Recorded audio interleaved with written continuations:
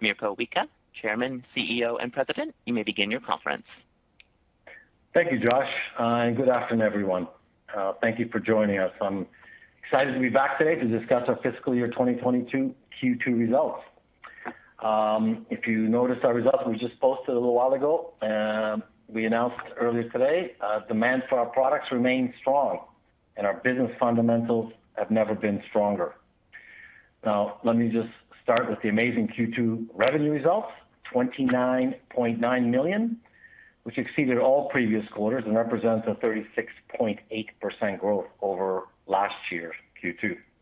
I do want to remind everyone that this time last year we had a very strong Q2 also. So to grow 36.8 over that quarter is an amazing back-to-back impressive financial result as we continue to deliver on our promise to increase top-line growth, albeit via acquisitions, and build operational efficiency into our long-term business model. Now, we also delivered, get this, our 34th consecutive quarter of positive adjusted EBITDA. A pretty rock-solid performance, right? When you look around the tech world and see many companies in turmoil and ones that still haven't made any money. So delivering a $2.6 million of adjusted EBITDA, given all the headwinds in the industry, is pretty awesome. Now, the current market is pummeling stocks, and we're in a downturn or bear market. I firmly believe that companies that are profitable and have fundamentally strong business models and don't spend crazy money just to get top-line growth at the expense of huge losses will always prevail and come out of this stronger. And that's exactly the Haivision story and strategy. So as you can appreciate, we're very, very proud of our results. Now let me begin actually with refreshing everyone's understanding on who is Haivision or what does Haivision do. I think this is important. Simple. We strive to be the most trusted video network supplier for everything remote. Right? I mean, our customers depend on Haivision to provide them with video networks to solve their mission-critical needs. And this is what differentiates us from other companies. And we know security, compliance, performance, quality, reliability. And we continue to invest in differentiating developments, such as the FedRAMP for the government, the FOCA mitigation for a secure facility in Atlanta, compliance and certification testing. All of this to supply secure, and as I like to kind of say, bulletproof or trusted systems for large enterprise, government, and defense deployments. I mean, this is the future of Haivision. Large, programmatic, multi-year, multi-site opportunities that will separate Haivision from all other players. And I can't think of any competitors in our space that have a similar approach. Right? The world is becoming a more dangerous place. We know that. Video plays a huge role in this. I mean, consider, emergency management, ISR, security operations, public safety, cybersecurity. I mean, everyone today needs fully secure systems to deliver and monitor mission-critical video. And our goal is to make the world a safer place. Right? We focus on video networks, video infrastructure, security, and critical collaboration for large global accounts, corporate America, and governments worldwide. In fact, they used to say one day, remember, nobody gets fired for buying IBM. Well, I think today we can see that nobody gets fired for buying Haivision for the video network needs. Now, let me briefly discuss a few key Q2 highlights. Number one, the Haivf acquisition closed at the beginning of April. Well, it's only 10 weeks ago, right? Haivf is a phenomenal addition to the Haivision portfolio and enables us to be the only provider and vendor to deliver ultra-low latency wired and wireless streaming technology. This is huge, right? As Haivision will be looked upon to help solve the most complex and difficult contribution, streaming, and remote production solutions in the industry. Now, as I mentioned, it's only been 10 weeks since closing, and our global sales integration is complete. Customers are excited to see how our products will integrate and provide an unparalleled portfolio of products under one roof. In fact, we already share many accounts where they use Haivision for the land-based and wired needs, and Haivf, for the remote mobile or cellular bonded systems.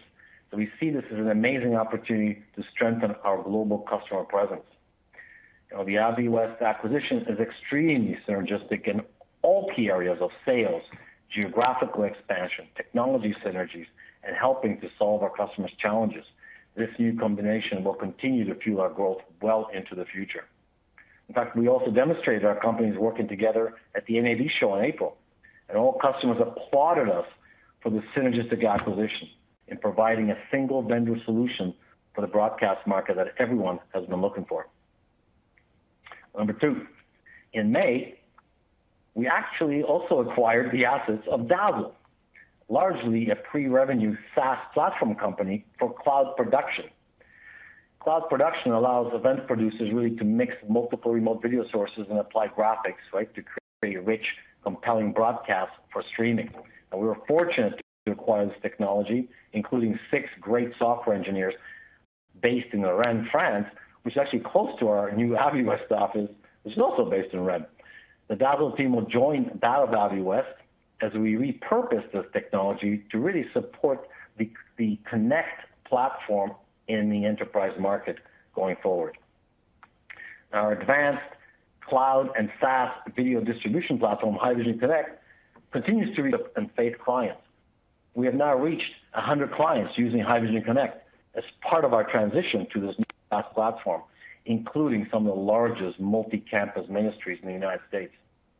We've also secured new victories against the competition. A couple of them are, New Life Spokane and Hope Channel International. I mean, this network actually operates globally with 67 Hope channels worldwide, each providing programs contextualized to the language and culture of their audience. As we continue transitioning all of our faith clients to this new innovative platform, we have also recently released the advanced VOD features that everyone has been anticipating. It's been a major development effort and represents the last step to enable all the key accounts to transition their entire workflows to Connect. We expect this to continue until the end of the calendar year. Now, our cloud-based video stream routing technology, the Haivision Hub, now has 45 active clients as we introduce our new appliance attachment features. Now, these new features enable full management and device control of Haivision endpoints, such as the Makito encoders, the Haivision gateway, giving users powerful control of ultra-low latency cloud routing of video securely globally. We have signed a Fortune 500 enterprise software company, and they use Haivision Hub for distributing video feeds for corporate events, training, and town halls. One of the largest European sports broadcasters is using Hub to manage Makito X4 encoders, which are sent to stadiums or racetracks for contributing streams to the main facility for remote workflows. Haivision Hub cloud routing is also being used to distribute feeds from stadiums, to broadcast rights holders for European Soccer League. Now, we've also announced a strategic partnership with Grass Valley, if you haven't seen the announcement earlier. The Grass Valley Media Universe is intended to bring existing and new technologies together in ways that generate new opportunities for Grass Valley customers. The Haivision video encoding technology offers the ultimate combination, of low latency and stream synchronization required for high-quality live cloud production. Now, Haivision, as a member of the Grass Valley Media Universe Alliance, helps create a digitally connected community that combines the on-premise, hybrid, and public cloud technologies.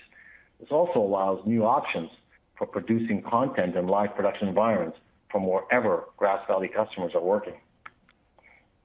And finally, our percentage of international revenue has increased in Q2 to represent about 22.6% of our global revenue, mainly due to the addition of the international weighted Abbey West revenue.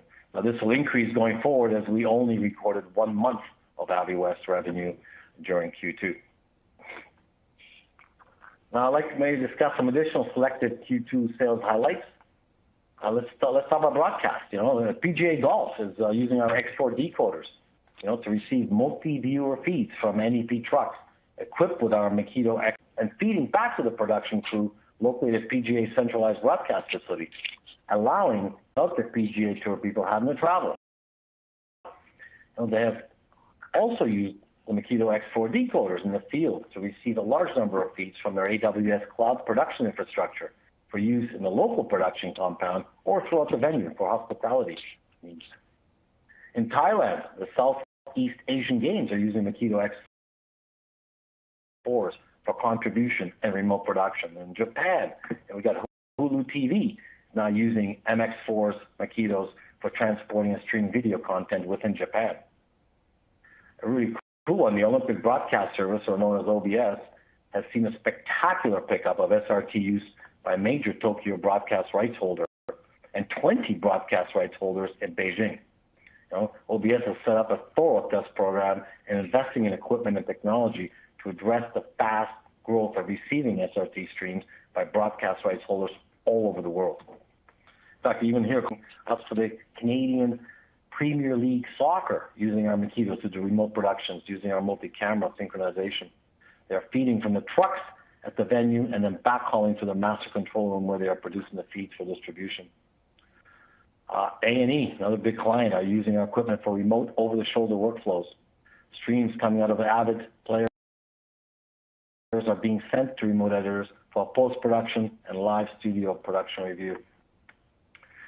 Finally, I'd like to say, the Philadelphia Eagles are using us for remote multi-camera sync for their away game production. They're actually feeding multiple cameras back from away games to the Philadelphia Eagles control room. And they are then switching and producing all the content of their pre- and post-game shows that are being sent to YouTube and Facebook and the Eagles website and mobile apps. So very pretty robust broadcast business there. Now within our enterprise government, Haivision, or as we say, Haivision MCS, that we renamed Cinemassive, if you recall, has been at the heart of organizations addressing the growing threats related to cybersecurity and security in general. Now, there are many systems involved in a comprehensive cybersecurity plan, all that must meet an organization's strict system security governance. And these systems span monitoring and alerts-related networks, firewalls, databases, communications, and even extend to simple physical security. The Haivision MCS solution manages the aggregation and presentation of any source so that decision makers can make complex environments and react to unforeseen events that may shake the foundation of the organization. In this quarter, we've established or extended multi-site deployments of our mission-critical solutions at some of the world's most important organizations, including additional global operation centers for Facebook or Meta, and adding the Sydney Security Operations Center for Salesforce. These are significant multinational accounts for Haivision. We continue to install our Haivision Media Platform and Makito Edge devices into new sites and expanding sites in the U.S. State Department embassies in Manila, London, San Salvador, and Nairobi. We installed a very large emergency operations center for the Department of Energy Los Alamos National Laboratory. Actually, a pretty exciting win was a significant multi-year, multi-site programmatic opportunity with the Alert Wildlife Emergency Operations Center in Sacramento. They actually provide fire watch cameras and tools and information coordination between many states like Colorado, Utah, Nevada, Idaho, Oregon, Washington, and California for wildlife response. And Haivision MCS has been selected and will be rolling out new regional ops centers, about 14 regions over the next several years. This really shows the strategic importance of the acquisition of Cinemassive and the programmatic nature of the business to fuel much higher growth. In fact, we also installed a major operations center at the Philadelphia Office of Emergency Management. This continues our strength in Philadelphia public safety, right? They actually coordinate the emergency response across multiple agencies in Philadelphia and surrounding counties. And this adds to our success with multiple op centers for the Philadelphia Police Department and the Delaware Valley Intelligence Center. And we also expanded our installations within our key customers, SpaceX, Blue Origin. They both depend on performance, quality, and reliability of our Makito X4 Edge devices to do their work. Some pretty cool accounts.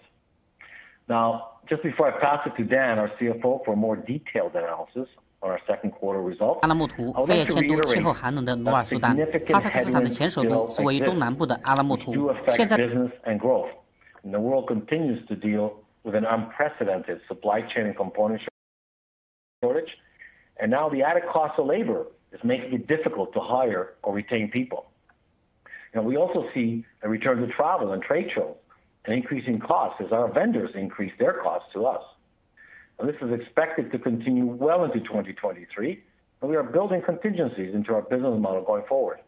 Understanding that these are significant pressures to profitability levels. Our teams are working hard to mitigate these, but these issues are not without a cost to the business. Dan will speak to this in more detail. In summary, we have delivered, as promised, 2 strategic acquisitions in the first 17 months since going public, with another small technology pickup for remote cloud production. We'll continue to focus on the integration of these acquisitions and prioritize a plan for operational efficiencies. We've increased our headcount significantly and need to absorb all the people, the products, and synergies before embarking on any new acquisitions in the near term. We will reevaluate additional opportunities sometime in fiscal 2023. But right now, it's all about integration, execution to deliver a platform for growth and prepare for a very strong fiscal 2023. I could not be prouder of the Haivision team and what we have accomplished since the IPO. It's truly been an amazing ride since becoming a public company, which has exceeded our expectations thus far. Finally, I just want to thank all our investors and analysts and shareholders on the line today for their continued support of Haivision, and look forward to speaking with many of you shortly. Dan, I'll pass it to you. Thank you, Mirko. So let's get into the numbers. Revenue for the second quarter of fiscal 2022 was $29.9 million, representing an increase of $8 million or 36.8% from the same period in the prior year. Revenue for the 6 months ended April 30th was $58.2 million, representing an increase of $13.4 million or 29.8% from the same period last year. Obviously, much of the year-over-year growth can be attributed to the formerly known as Cinemassive Displays, which was completed in August of 2021, and more recently Haivf in April of 2022. Historically, our traditional business had an interesting seasonal pattern to it. Our first quarter was traditionally our smallest quarter, representing about 20% of our overall revenue. Our fourth quarter, which was commensurate with the U.S. government year-end, was traditionally our largest quarter, representing about 30% of our overall quarter. With the onset of COVID, we did begin to see client purchases become more ratable throughout the year, and we began to see significant purchases in our first quarter. As an example, revenue for first quarter of 2021 grew 18.4% when compared to the prior year period. With COVID seemingly behind us, we seem to be reverting back to our historical seasonal patterns. Complicating matters, the seasonal patterns for both Haivision MCS and Haivf tend to be disproportionately slanted towards the end of the calendar year. As an example, nearly 40% of Haivf's revenue was realized in the calendar fourth quarter of last year. Thus, I would caution investors from coming to conclusions based on current performance. Our business remains healthy and is expected to continue to grow from these levels. Recurring revenue, which we define as our cloud solutions and maintenance and support, continues to be robust. Recurring revenue was $6.6 million and represented just under 22% of this quarter's total revenue. This compares to our recurring revenue in the same period last year, which was about $5.2 million. But then it represented just over 24% of second quarter fiscal 2021 total revenues. Obviously, we are disappointed that our recurring revenue isn't growing in concert with our overall revenues, but it speaks to the opportunities before us as we conform our maintenance and support options and offer our cloud solutions to Haivision MCS and Haivf customers.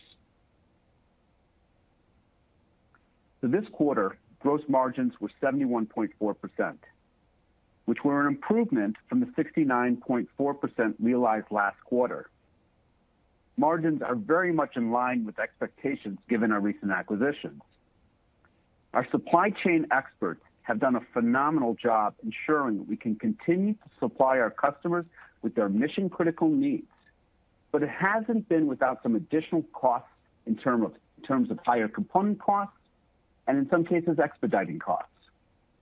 To give you a sense, for this second quarter of fiscal 2022, we incurred approximately $450,000 in additional componentry costs, and on a year-to-date basis, approximately $900,000 in additional componentry costs. Had these incremental component costs not have been incurred, we would likely have been seeing total gross margins to be 1% to 2% higher than where they are today. As presented, total expenses for the second quarter were about $21.2 million, an increase of $6.6 million when compared to the same period in the prior year. And on a year-to-date basis, total expenses were $41 million, an actual decrease of $2.5 million when compared to the same period in the prior year. As we've discussed on previous calls, in the first half of last year, total expenses included $14.1 million of a non-recurring share-based expense resulting from the exercise of options related to our legacy employee stock option plan. When we normalize for share-based payments, total expenses on a year-to-date basis were $39.5 million, an increase of $11.2 million when compared to the same period last year. As we've said in the past, our cost structure is largely made up of people costs. In fact, approximately 70% of our total expense consists of labor and related benefits. Thus, it shouldn't be a surprise that much of the increase in total expenses is directly related to headcount.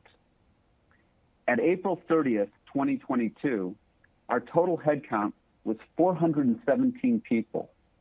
That's up 70% from the 245 on staff as of April 30th, 2021. Much of the year-over-year headcount increase is directly the result of recent acquisitions. Haivision MCS added 64 people, while the Haivf added another 81 people. Further, the acquisitions resulted in us acquiring assets and intangibles that impacted financial performance. Amortization and depreciation expenses this fiscal year were $2.4 million higher than the same period in the prior year, and we also incurred $700,000 in transactional expenses during the period related to our acquisitions. Further, we are seeing headwinds that are impacting our labor costs, our travel, and marketing expenses else. I'll touch on the impact of these headwinds in just a few moments. Adjusted EBITDA for the quarter was $2.6 million. Now that's a decrease of $1 million compared to the same period in the prior year, and adjusted EBITDA for the $6 million, a decrease of $2.4 million from the prior year. With the Haivision MCS acquisition and the more recent Haivf acquisition, we have a lot of initiatives underway. And I will touch on where we stand in regards to integrations a bit later. But EBITDA margins have compressed a bit in recent periods due to a number of factors. As I mentioned before, supply chain issues cost us about $900,000 on a year-to-date basis. Transactional costs related to recent acquisitions cost us about $700,000 on a year-to-date basis. We've had increasing labor costs, which are almost impossible to calculate, and we've had increases in travel and marketing spend, which exceeded last year's spend by $800,000 and $500,000 respectively. Nevertheless, this quarter now represents our 34th consecutive quarter of positive adjusted EBITDA. With that said, net loss for the quarter was $400,000 compared to a net income of $1.2 million for the same period last year. In addition to the headwinds I should just discussed, this quarter's net income was impacted by the additional amortization and depreciation expenses that I spoke of just a tiny bit earlier. Obviously, these are a non-cash expense, but nevertheless, they have a profound impact on net income. On the other hand, our net loss for the 6 months was only $800,000, and that's a $10 million improvement from the same period last year. Related to that share-based payment, and as I mentioned before, we incurred a share-based payment of about $14.1 million related to the legacy employee stock option plan, but that represented the culmination of a 14-year program. Normalized for these share-based payments, we did see an increase in overall labor costs related to recent acquisitions and increases in what I'm calling headwind expenses that impacted gross margin and overall costs. And as I mentioned before, net income was also impacted by the additional amortization and depreciation expenses related to the acquisitions. Looking at the balance sheet, we ended the quarter with a cash balance of $12.8 million, but much of that was funded through our credit facility, which had $13 million outstanding at the end of the quarter. Obviously, the big news for the quarter was the consummation of the Haivf transaction in early April. Haivision acquired 100% of the shares of Haivf on a cash-free and debt-free basis for cash consideration of 20.5 million euros. That's approximately 29.6 million Canadian. But it was subject to customary adjustments. So the transaction actually consumed 21.9 million in cash, and we assumed 5.5 million in their term debt. In terms of the term debt, the terms of the term debt vary, and it includes non-interest-bearing debt and interest-bearing debt up to an interest rate of about 2.71%. In addition, we do have an obligation to pay an additional 2.7 million in 2 future payments that assumes Haivf has no obligations under any indemnities. Total assets at quarter end were 146.1 million, an increase of 23.7 million from fiscal 2021 year end. The increase in assets is largely the result of the Haivf transaction. We assumed assets of 11.7 million, including inventories, receivables, property and equipment, and right-of-use assets. And we also acquired intangibles of 13.3 million and goodwill of 9.7 million. These working capital increases were offset by a 2.8 million decrease in cash in the quarter. Total liabilities at quarter end were 56 million, an increase of 22.4 million from fiscal 2021 year end. And again, the increases in liability is largely the result of the Haivf transaction. We assumed 5.8 million in liabilities related to trade payables, deferred revenue, deferred taxes, and the like. We assumed 5.5 million in term debt, and we assumed 1.4 million in lease liabilities. So let's talk about where we are on integration plans. As we have discussed, one of Haivision MCS's key assets, albeit a non-financial asset, is their facility security clearance. Our commitment at the time of the acquisition was that we wouldn't make any structural changes to the business until such time that we have mitigated all foreign influence. Some of you may be familiar with the term foci mitigation. And once we execute a special security agreement, or SSA, along with several other documents, then we will be in a position to implement more integration changes. All of our documentations have been provided to DCSA, and we await their response. Now, although our commitment was to maintain the status quo until we received formal approval, we have had constant dialogue with DCSA, and they have provided us advanced approval of several of our planned initiatives. Said another way, we have not been sitting still. Nevertheless, we are disappointed that we have yet to exploit all of the synergistic opportunities in front of us, for sure. However, we have focused on key elements of the integration plan, like integrating the sales teams, upgrading the payroll function, migrating Haivision MCS to a common accounting system, and implementing procurement best practices to reduce the order to cash cycle time. The good news is that we still have vast opportunities still in front of us. Fortunately, the Haivf acquisition hasn't had the same government encumbrance. The integration has been less complicated and progress has been swift. Now, after all, we just closed on the transaction about 10 weeks ago, but our sales team have been fully integrated and Haivf is operating under a common sales management system. Technologies are already being integrated. As announced yesterday, Haivf's IP video contribution solution supports the SRT protocol, allowing interoperability with the Haivision product portfolio and other SRT-enabled solutions. Our next areas of focus are improving the flexibility of Haivf's supply chain, porting Haivf to a common accounting system, and bringing Haivf's products to North America. Now, Mirko mentioned significant headwinds, so I want to touch on that just a bit. Our supply chain specialists have addressed all issues for the current quarter, and the number of issues for fourth quarter are very limited. However, our successes are not without some real costs to the company.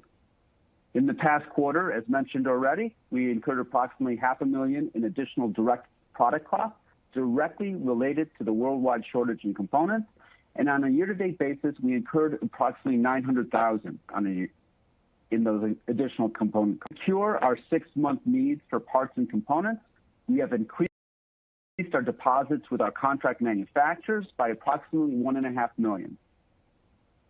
We've also made $2.4 million in component purchases to secure the high-value, long lead time components necessary to keep the revenue line moving. We've also reduced cost of goods sold with the insourcing of mechanical assemblies.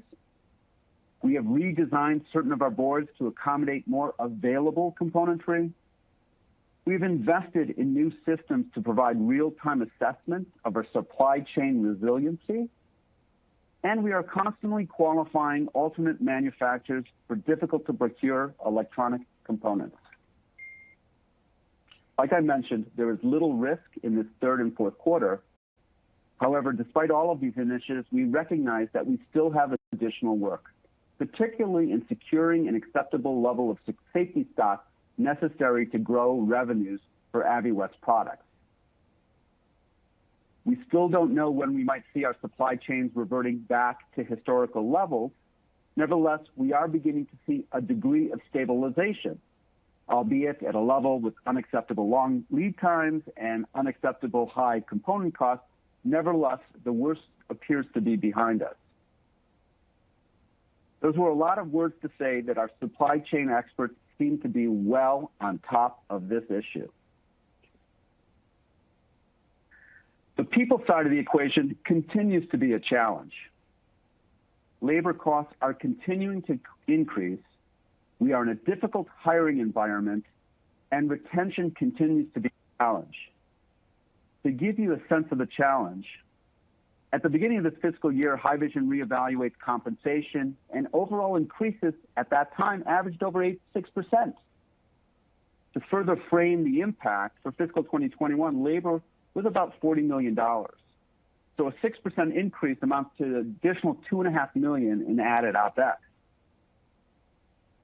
Adding to the challenge, the cost of fringe benefits are increasing at an average rate of over 10%.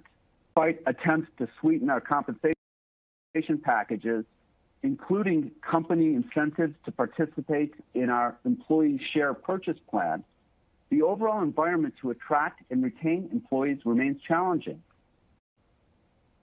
Adding to that challenge, we have always believed that our culture was a key contributor to our ability to attract and retain employees.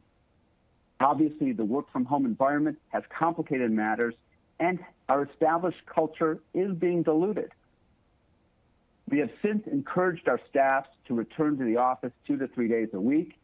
We have not mandated it, but candidly, the idea of returning to the office has made Haivision less compelling in the eyes of some, particularly those people who have been hired in the last 2 years, who never were the beneficiary of seeing our culture in action.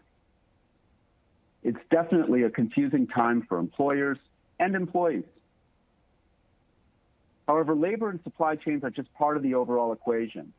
We are yet again seeing an overall change in our business since the pandemic, and things have taken a new form. Our vendors are beginning to pass their higher cost structures on to us, their customers. We have anticipated that travel would be coming back. We knew that nothing really can substitute for face-to-face interaction with our customers or between our colleagues. Further, with two companies to integrate, the need to interact in person has never been more important. But we also believe that our experiences with Teams, Zoom, Slack, etc., would mitigate some of the need to travel. Well, we couldn't have been more mistaken. And for anyone who has booked a trip in the last month or two, the cost of airfares have more than doubled, and it's getting more difficult to find a reasonably priced hotel room.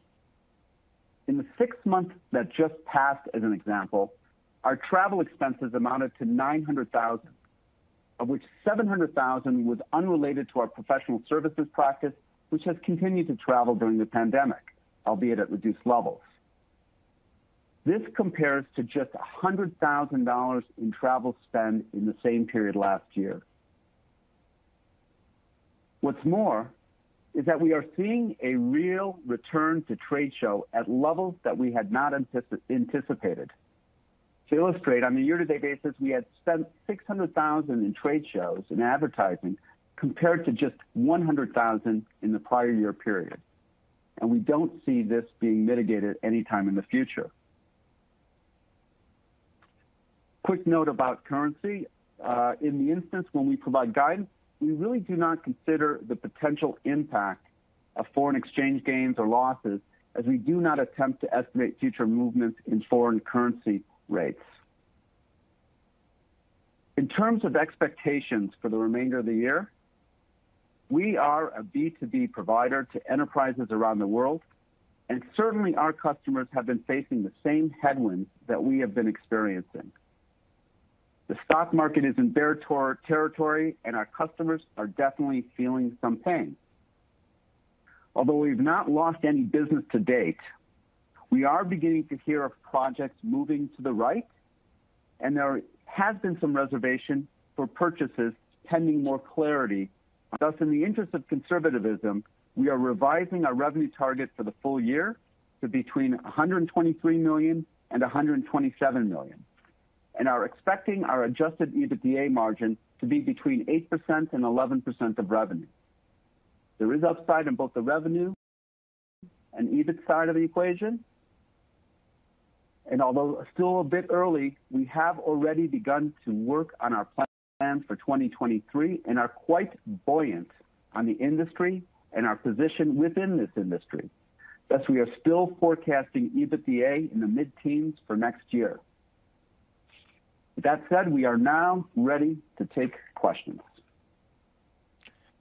At this time, I would like to remind everyone, if you would like to ask a question, please press star followed by the number 1 on your telephone keypad. Your first question comes from the line of Robert Young with Canaccord. Your line is open. Hi, good evening.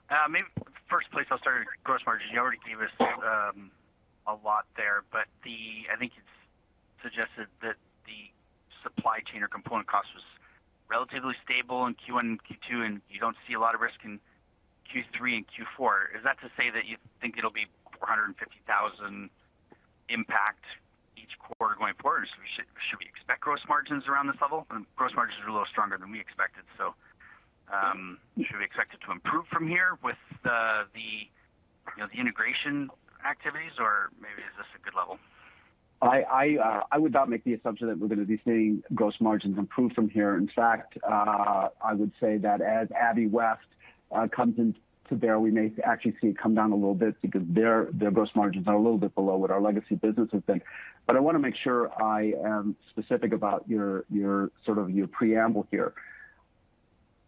We incurred additional costs related to componentry in the first quarter and the second quarter. We don't expect that those costs are going to disappear in the third or fourth quarter. In fact, we don't see those costs disappearing until mid-2023 earliest.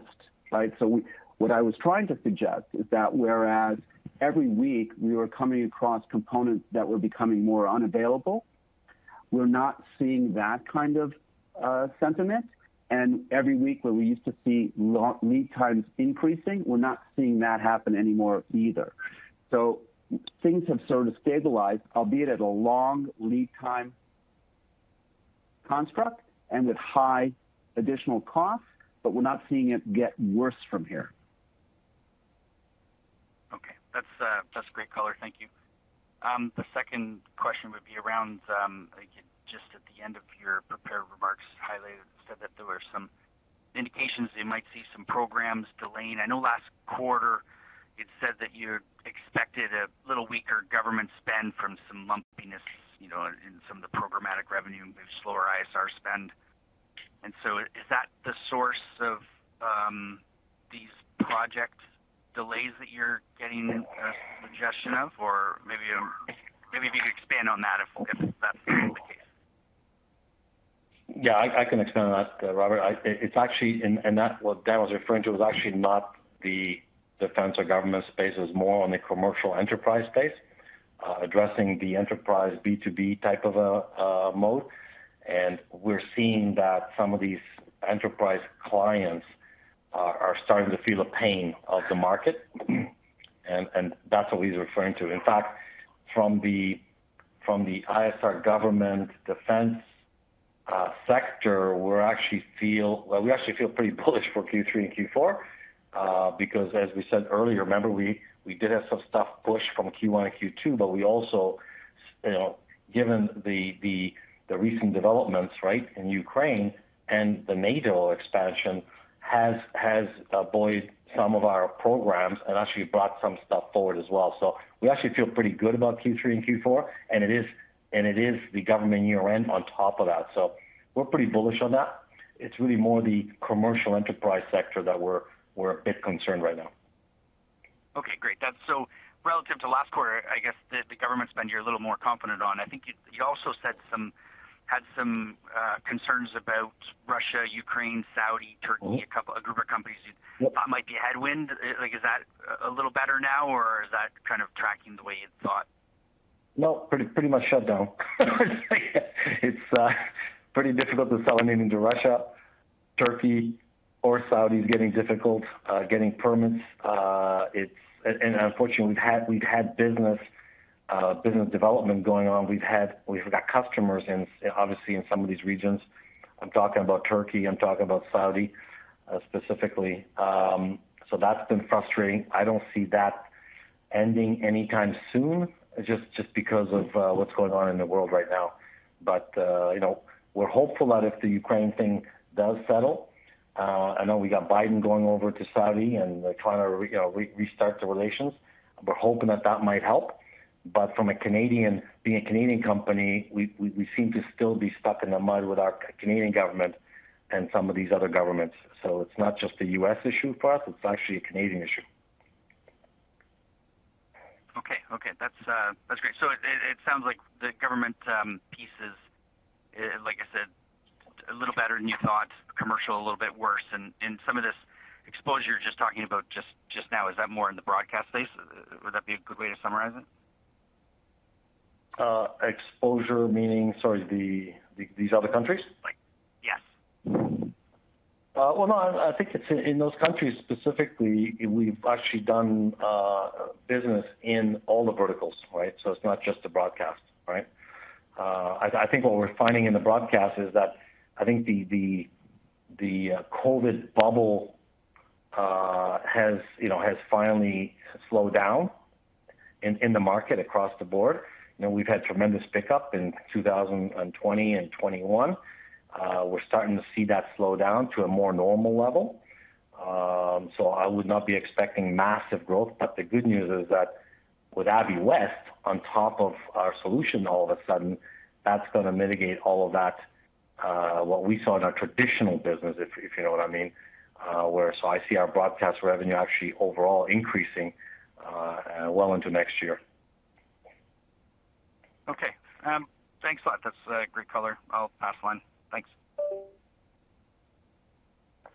As a reminder, if you would like to ask a question at this time, please press star, then the number 1 on your telephone keypad. Your next question comes from the line of Nick Corcoran with Acumen Capital. Your line is open. Hey, just a couple questions from me. Just the first is that the revised guidance for revenue. It sounds like that's being driven by projects being delayed. Can you give a little bit more color on why your adjusted EBITDA guidance is? Well, I think the easy answer is headwinds, right? We're seeing costs increase. We're seeing a return to travel. We're seeing a return to trade shows. And, we're still in the process of we're a little bit disappointed that we haven't been able to get DCSA's approval of our operating plan, and that has sort of delayed some of the big moves that we intended to make.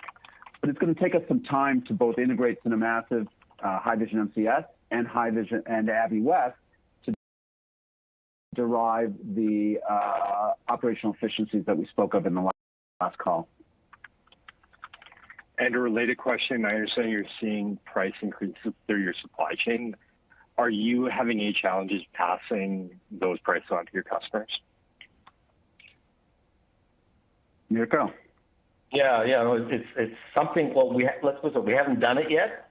We are talking about it. We're discussing it. We have rumors that there are some vendors that are looking at it as well. So no, we haven't been able to. It's one of those very unpopular things. But the good news is that we are getting feedback now that customers would be accepting and understand that the supply chain issues are severe, and it's something that we absolutely plan to seriously consider. But we have not yet today changed any of our pricing based on that. We're basically absorbing it. Good. And then just the last question for me. You did a small tuck-in acquisition of a few software engineers in the quarter. How many more acquisitions like that do you see? At the moment, we have no plans, honestly. That was actually very opportunistic. We're very lucky and fortunate to pull that one together with minimal effort and cost, and it was just a perfect time we were at the right place at the right time, and happened to also be based in Rennes, so it makes it really easy. So we can absorb those engineers in the same office with Haivf. In fact, they're already there and integrated. I do not expect, honestly, to look at any other acquisitions in the near-term future.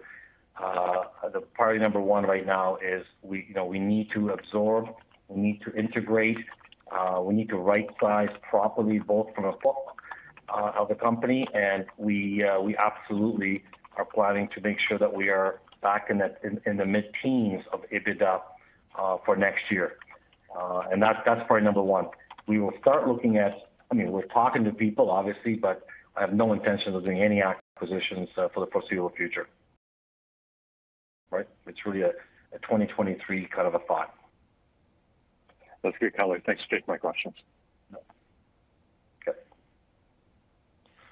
There are no further questions at this time. I'll turn the call back to Mirko Wicha for closing remarks. Great. Thank you, Josh. Well, thanks, everybody. I hope you enjoyed the update of Q2, and really look forward to the second half, which I believe is going to be a very strong half for Haivision, and I look forward to talking to you at the next earnings update. Thank you, everybody. Bye.